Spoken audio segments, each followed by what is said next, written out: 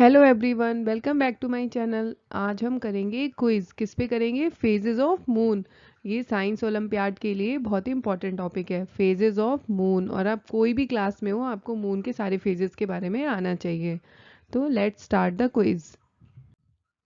First question is which phase of the moon occurs when the moon is not visible from earth. जब हम पृथ्वी से चंद्रमा को देखते हैं तो हमें चंद्रमा नहीं दिखाई देता है, मून नहीं दिखाई देता है आसमान में। तो वो कौन सा फेज होता है मून का? ऑप्शन है full moon, new moon, crescent moon, gibbous moon. तो उस मून को क्या कहते हैं? New moon. जब हमें बिल्कुल चंद्रमा नहीं दिखाई देता है आसमान में तो हम उसे कहते हैं new moon. Next question, what causes the phases of the moon. Moon के अलग अलग फेजेस कैसे होते हैं? जैसे आपने देखा, कभी आपको एकदम पूरा राउंड सर्कल दिखता है, कभी हाफ सर्कल दिखता है, कभी 1/4 ऑफ द सर्कल दिखता है, कभी कुछ भी नहीं दिखता है। तो इसका मेन रीजन क्या है?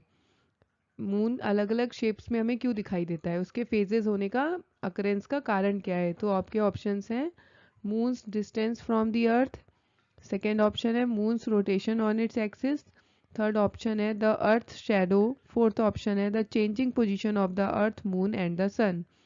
तो इसका करेक्ट आंसर क्या है? The changing positions of the earth, moon and sun. जो अर्थ की, मून की और सन की पोजीशन लगातार चेंज होती रहती है, क्योंकि सब एक दूसरे के रिवॉल्व करते हैं एक दूसरे के अराउंड। तो उस चेंजिंग पोजीशन के कारण ही हमें फेजेस ऑफ मून दिखाई देते हैं। Next question is which phase comes immediately after the full moon. Full moon के तुरंत बाद कौन सा फेज आता है मून का? Waxing crescent, waning gibbous, waxing gibbous, waning crescent. तो correct option is waning gibbous. सबसे पहले फुल मून होता है, फिर वो धीरे धीरे उसका सर्कल हल्का सा कम होता है, वैनिंग होना स्टार्ट हो जाता है मून का। तो उसे हम कौन सा फेज कहते हैं? Waning gibbous. Next question is during which phase of the moon does a solar eclipse occur. Solar eclipse यानी कि सूर्य ग्रहण जिसे हिंदी में कहते हैं, सोलर इक्लिप्स मून की किस फेज में होने की वजह से होता है? ऑप्शंस है न्यू मून यानी कि जब हमें चंद्रमा बिल्कुल नहीं दिखाई देता है, फुल मून यानी कि पूरा सर्किल होता है, फर्स्ट क्वार्टर, लास्ट क्वार्टर। तो इसका करेक्ट ऑप्शन है न्यू मून। जब न्यू मून होता है तभी मैक्सिमम टाइम पे हमें सोलर इक्लिप्स दिखाई देता है। Next is what happens during a solar Eclipse. Solar Eclipse क्या होता है? सोलर इक्लिप्स क्यों पड़ता है? आपके ऑप्शंस हैं earth comes between the sun and the moon. आपको पता है अर्थ, मून और सन सब एक दूसरे के चारों तरफ रिवॉल्व करते हैं। तो जब उस रिवॉल्व में और उस रोटेशन में एक दूसरे के चारों तरफ चक्कर करते हैं, तो अगर अर्थ जो है वो सन और मून के बीच में आ जाती है तब सोलर इक्लिप्स होता है। या फिर earth cast a shadow on the moon. Another option, the sun moves behind the earth. Last option, the moon passes between the earth and the sun. तो correct answer is the moon passes between the earth at the sun. Earth और sun के बीच में जब moon आ जाता है और अर्थ को सन बिल्कुल भी दिखाई नहीं देता है, तो वो क्या होता है? सोलर इक्लिप्स यानी कि सूर्य ग्रहण जिसे हिंदी में कहते हैं। Next question is during which phase of the moon does a lunar Eclipse occur. Moon के किस फेज के कारण लूनार इक्लिप्स यानी कि चंद्र ग्रहण होता है? तो पहला ऑप्शन है full moon, second new moon, third है वैक्सिंग क्रेसेंट, फोर्थ है फर्स्ट क्वार्टर। तो लूनार इक्लिप्स कब होता है? जब फुल मून होता है। जब फुल मून होता है तो उस टाइम पर ही लूनार इक्लिप्स अकर होता है। हर टाइम नहीं होता है, मैक्सिमम जब लूनार इक्लिप्स जब भी होता है तो उस समय फुल मून का चांसेस होता है। What happens during a lunar Eclipse. Lunar Eclipse क्यों पड़ता है? क्या होता है लूनार इक्लिप्स के टाइम पे? पहला ऑप्शन है sun comes between the earth and the moon. Sun earth और मून के बीच में आ जाता है, या अर्थ सन और मून के बीच में आ जाती है, या फिर मून अर्थ और सन के बीच में आ जाता है, या तो मून सन के पीछे छुप जाता है। तो लूनार इक्लिप्स कब होता है? जब अर्थ बीच में आ जाती है सन और मून के। अब मून के पास अपनी तो कोई लाइट है नहीं, तो क्या होता है, वो सन की लाइट जब मून पे पड़ती है तभी वो रिफ्लेक्ट करता है।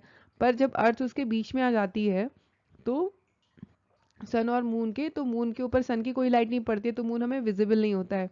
तो उसी को हम क्या कहते हैं? Lunar Eclipse. उस टाइम पे हमारा लूनार इक्लिप्स यानी कि चंद्र ग्रहण पड़ता है।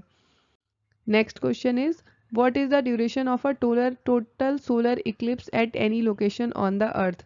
अर्थ के ऊपर जितनी भी लोकेशन है, तो जो टोटल सोलर इक्लिप्स का ड्यूरेशन है वो लमसम कितना होता है?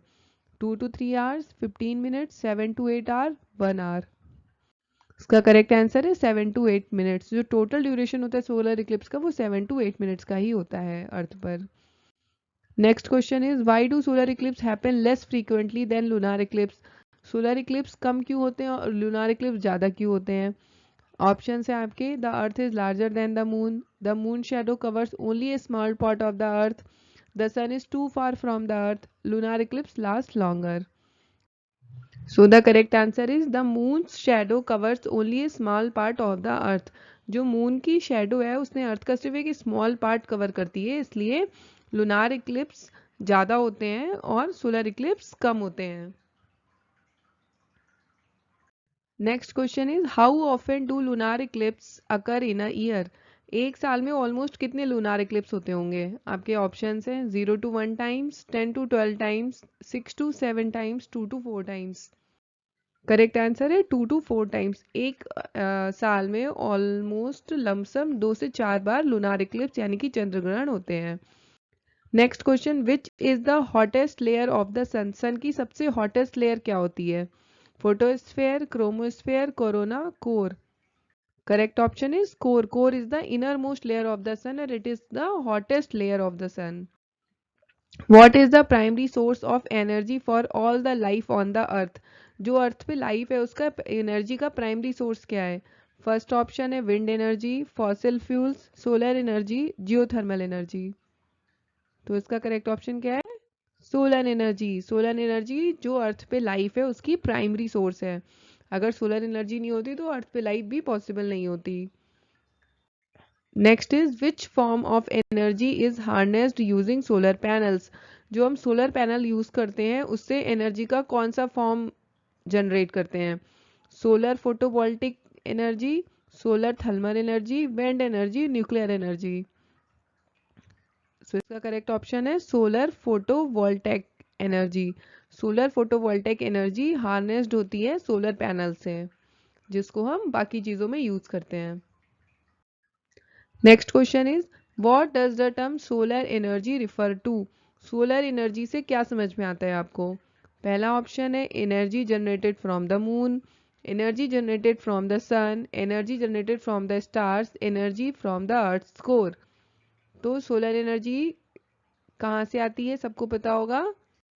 Energy generated from the sun. Energy जो हम सन से जनरेट करते हैं, जो सन से मिलती है हमें, उसको ही क्या कहते हैं? सोलर एनर्जी कहते हैं। Next question, how does solar energy reach the earth? Solar energy अर्थ तक कैसे पहुंचती है?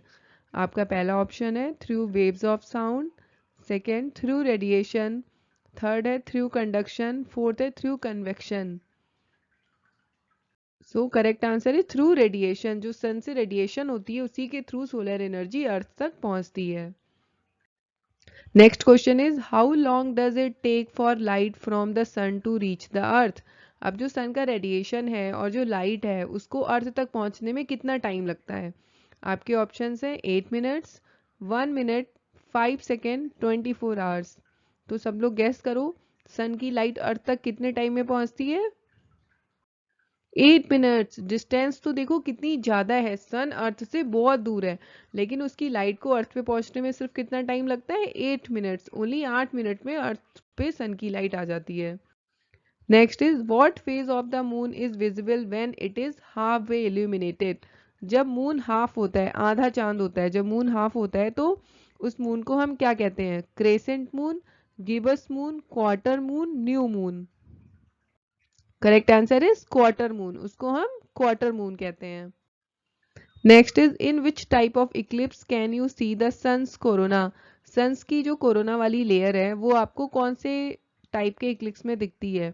Lunar Eclipse, partial solar Eclipse, total solar Eclipse, annular solar Eclipse. Correct answer is total solar Eclipse. जब टोटल सोलर इक्लिप्स होते हैं एक हमें line दिखती है अर्थ से, तो वो कौन सी अर्थ की लेयर होती है? सन की कौन सी लेयर होती है? वो कोरोना।